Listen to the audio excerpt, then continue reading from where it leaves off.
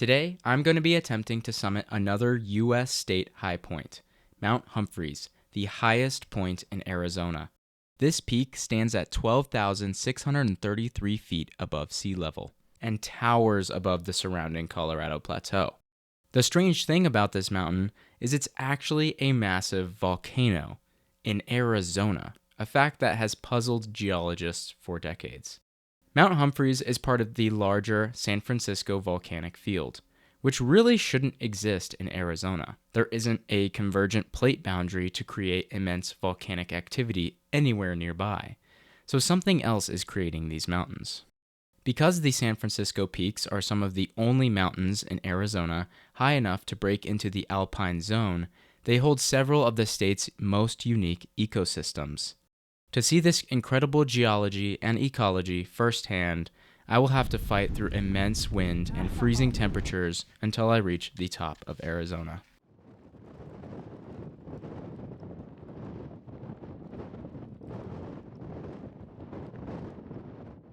Welcome back. My name is Landon, and I am currently sitting at the trailhead for Mount Humphreys.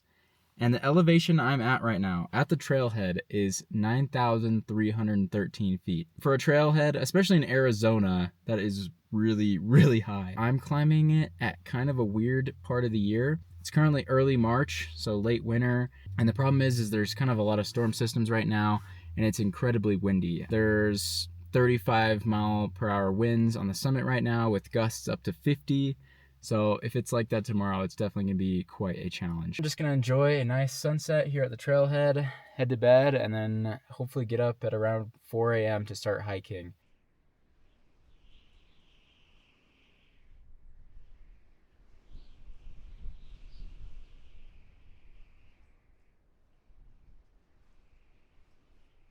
It is currently 4:30 a.m. I'm all ready to go. Got all my gear on, got my backpack ready. And it's so cold outside and so windy. Yeah, I have no idea how this is gonna go. I'm a little bit nervous, but hopeful. So the start of the trail actually kind of goes through the Arizona Snow Bowl ski area. So the groomers are out grooming what little snow is left, and then the trail just kind of begins and heads straight to the Kachina Wilderness. There's absolutely no moon out, so it's gonna be really, really dark in the trees.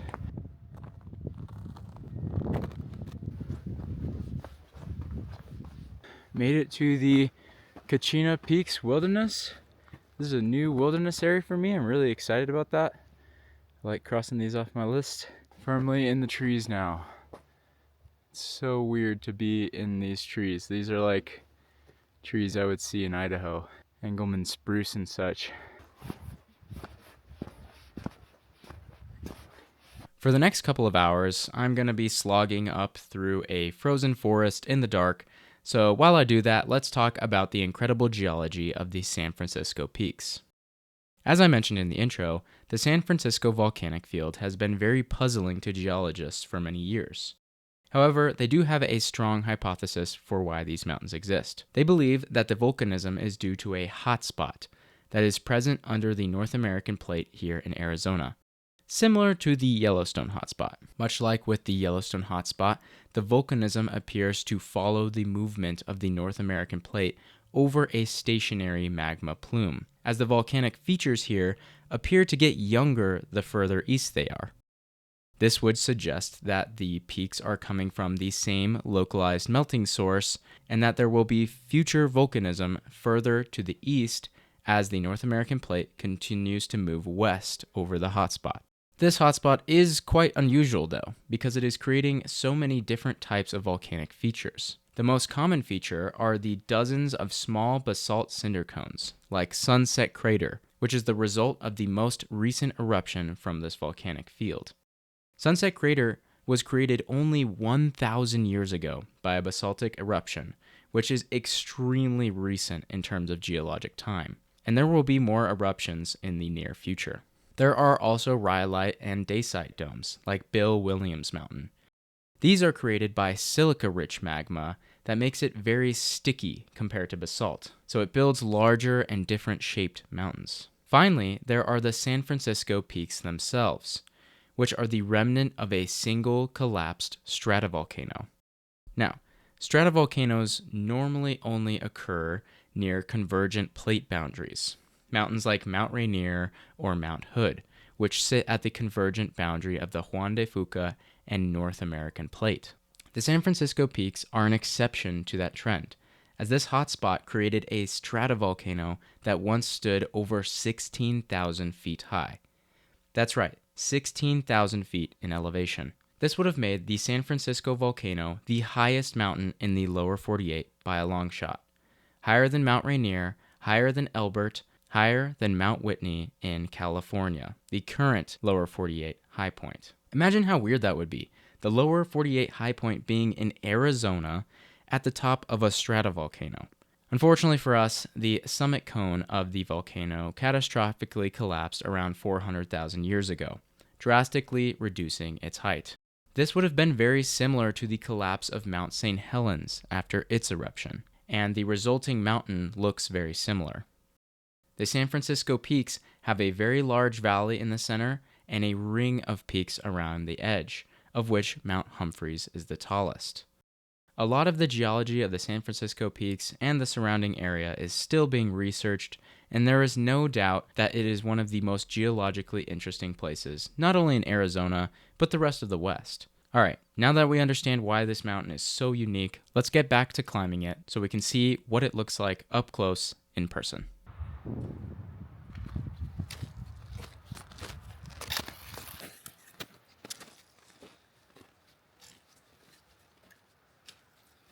Alright, it's been about 3 hours of hiking in the dark through the trees, but I am now just about to get out of them. But it's crazy, the air coming over the ridge sounds like a jet engine. I think it's just ripping. I'm feeling good, I'm making great time. I think I'm past 11,000 feet now. Just to illustrate some of the crazy ecology of this mountain due to its uniqueness, I'm standing in a bunch of bristlecone pines right now and Engelmann spruce. And bristlecone pine especially is a species that really only grows in harsh, high elevation areas. And it's usually found in places like the Sierra Nevada in California or some of the high mountain ranges in Nevada and Utah. But the only population in Arizona is right here on the San Francisco Peaks, because for just a narrow range, the correct elevation and conditions are here for the bristlecone pine. And they're a really, really cool tree, probably honestly the coolest tree in the West, I would have to say, outside of the redwoods and sequoias, because they get so incredibly old. I read that the oldest tree here on the San Francisco Peaks is 1,500 years old, which is pretty bonkers. That's not as old as the Methuselah tree, but that's still, way up there. And eventually it'll pass tree line, and it will be in the only Alpine tundra in the entire state as well. Which there's some species that are completely endemic to this mountain. They literally only occur on this mountain up at the Alpine level. Since that oldest bristlecone pine is 1,500 years old, that means it was already 500 years old when the most recent eruption of the San Francisco volcanic field occurred, Sunset Crater, because that was about 1,000 years ago. And that is just crazy. I mean, geologic time is usually so unfathomably far in the past. And yet, for that tree, it was literally alive when that recent eruption was occurring. It's crazy.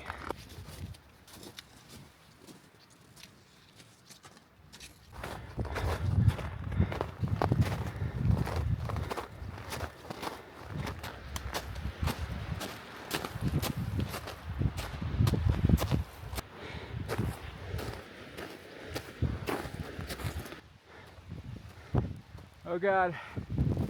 Oh God.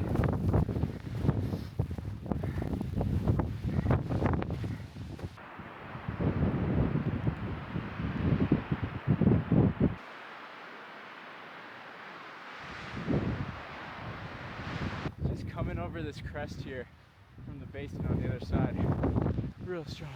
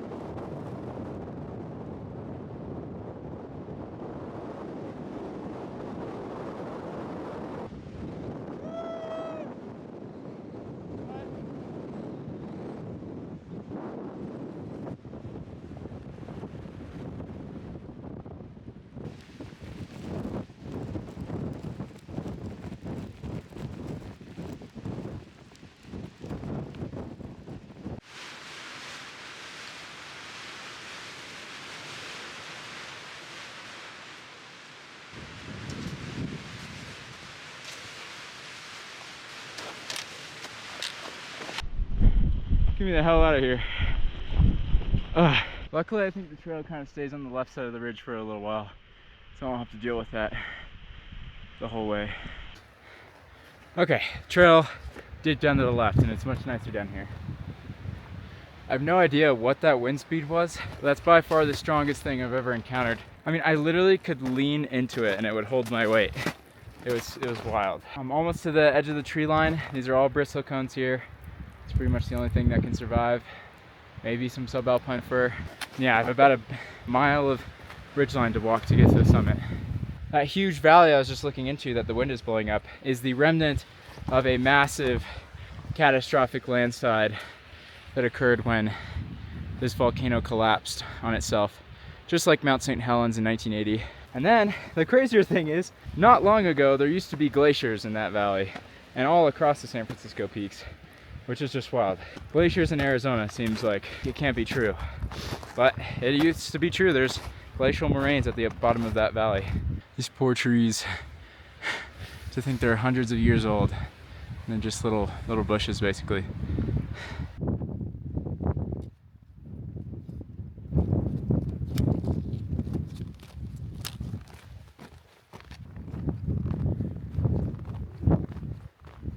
After I passed tree line, I entered the only tundra in the entire state of Arizona.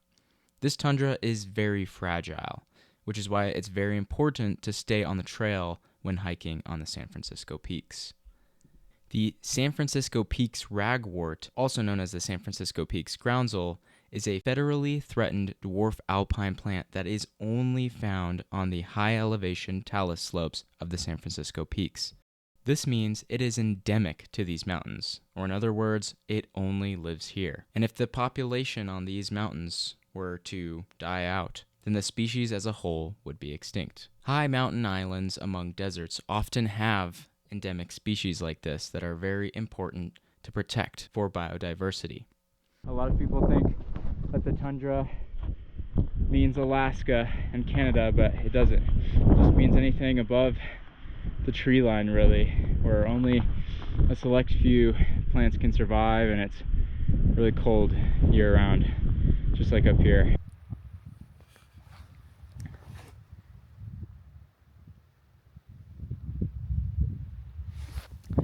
My water is beginning to freeze on me, which must mean it's pretty well below 32 degrees because it's sitting next to my body and getting my body heat. I don't know, I'd estimate like 20 up here or something. I'm officially above 12,000 feet. I have not done that since climbing Bora, I think. I feel pretty good. I thought I'd be feeling the elevation more. I'm ready to do a 14er.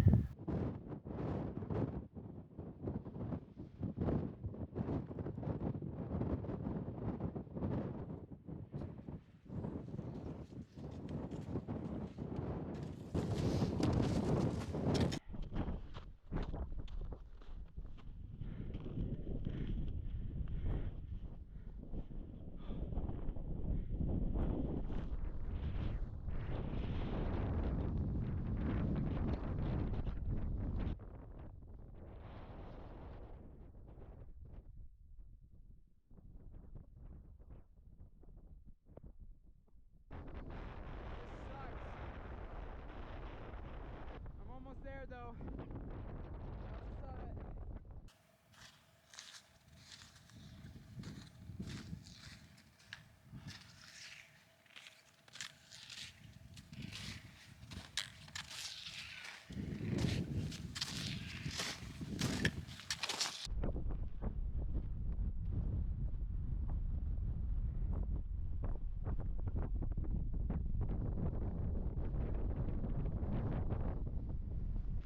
Taking a break for a sec behind this rock to get out of this wind.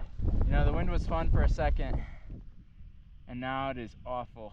It hurts so bad on my face, and just it sucks to walk into. Got a great view though. Here's some of the peaks. This collapsed volcano, this collapsed stratovolcano. Flagstaff is off in the distance there. You can see lots of the other cinder cones of the San Francisco volcanic field. And where I've come so far.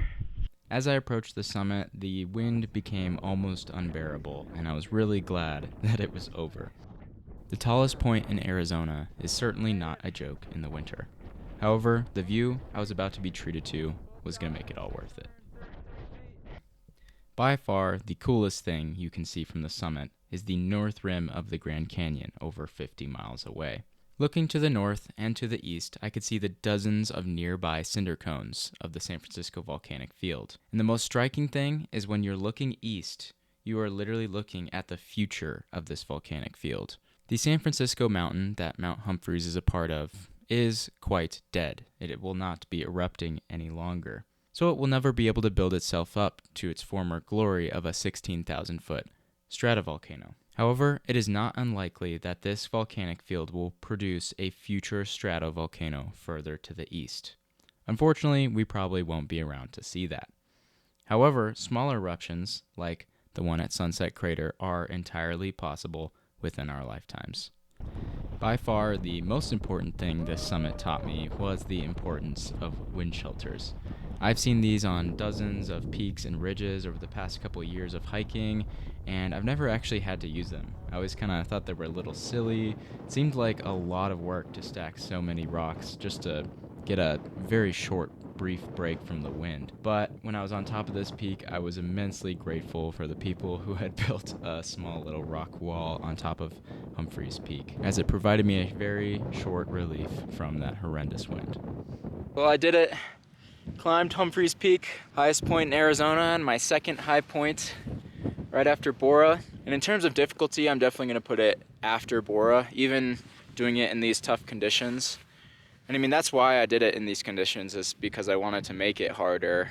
Anyone out there who wants to, try to hit 12,000 feet and is a little worried about going that far, I'd say this is a great mountain to do it. Yeah, the view is immense. I mean, you can see so much of the Colorado Plateau, because it's the tallest thing for so long. So you can just see forever, all the way to the Grand Canyon, all the way through the transition zone from the Colorado Plateau to the Basin and Ranges out near like Phoenix and stuff. You can see the Painted Desert. You can see Navajo Mountain. There's a lot. So yeah, this was a great one. I really enjoyed it. Arizona's high point. It's a good hike. Actually, let me know which high point I should do next. I'm curious to see what is the most requested. I'll see you guys later. Thank you so much for watching. This was fun. I hope you learned something about the weird San Francisco mountain range. See ya.